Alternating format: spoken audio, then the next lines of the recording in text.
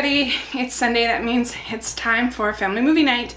This week was actually really a gift for me. Next in my sort of followers picks for family movie night, and I had decided to do way in ahead of time to do Potterhead's pick, or actually now she's called Fantastic Beasts and Where to Find Them for the moment. But anyway, she picked to for me to review Paddington. In the election this week, and I don't know why, but for some reason I've just been like kind of obsessed with viewing the post-election coverage. I don't know if it's just sort of like watching a train wreck, or I didn't vote for either of the, I went third party, and so I feel like I have sort of this observer stance because I'm not really invested, I wasn't really invested in either candidate. And I don't know, so it's just, I've just been sort of watching, and it's been really interesting, but it's also been really depressing. And so I sat down to watch Paddington, and also for my Disney Canon rewatch, I had Chicken Little this week, so it was just like, oh. But, so I sat down to watch Paddington, and it was just like, oh, I love this movie.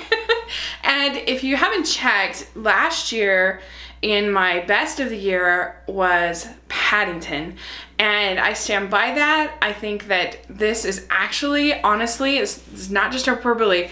I think that Paddington is one of the best family films that we've had in the last 10 years. I just love it so much, and it had so many spots where it could have been horrible because, you know, it's this updated property from when, you know, we were all children. These books, this British series was so sweet and charming, and it just, most of the time, those kind of updates are horrible. You know, your Yogi Bears and your, you know, sort of movies like that, or Smurfs, you know, that are just awful. And so this could have just been cloying and annoying and everything. And I saw the trailer, and I thought, oh no, this just looks like slapstick. It looks horrible. But then I saw it, and I was just so charmed by Paddington. And you know what's really cool is at its core, it's actually an immigrant story. And so if you want to watch something with your kids and talk to them about the experience of immigrants, Paddington's actually a pretty good place to start.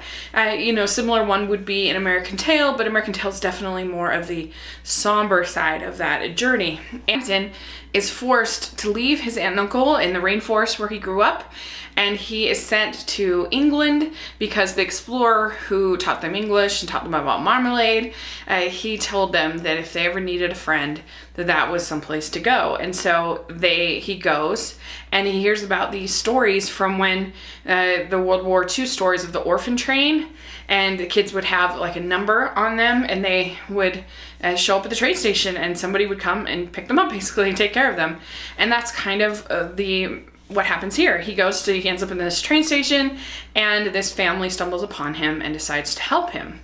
And it really is just such a sweet story about these two sort of worlds, the world of this bear who loves marmalade and this family, and kind of learning to love each other and support each other. And it's kind without being cloying. It has just the right amount of sentimentality without being too gooey and annoying. Nicole Kidman plays this taxidermist who's sort of the villain of the film, and she's funny and campy and having a good time with it. And it's just the production design is fabulous. You have this amazing wall that changes, this staircase wall that changes the foliage of the tree depending on what's going on in the story. That was so creative, and the antique shop is so creative, and you've got great actors. You've got Hugh Bonneville, who is so wonderful as the father. You know, he goes from being this kind of stick in the mud to really like supporting Paddington in I think an authentic way. That could have been so much more cloying. And he he has a hilarious scene where he's in drag that I thought was really funny and worked. And then there's also Sally Hawkins, who is the mom, who's just warm and lovely and wonderful. And the kids are great. And I liked sort of the various idiosyncrasies of the kids, and they were fun. And Julie Walters plays the Mrs. Bird, who lives with them, a family friend. She's great, heartfelt, sincere, very well written, very charming, very funny, emotional, sweet little family film. It is. And special effects of creating Paddington look great, look very seamless. They did a very good job. It's just such a treat, with a lovely message about family, and how people from the family is not just who we are born into, but it's also who we allow into our lives and becomes part of our family. So that is very important. If you loved Paddington, put in the comment section below, what did you think of it? And thanks so much. Please subscribe to my channel, and I will talk to you later. Bye.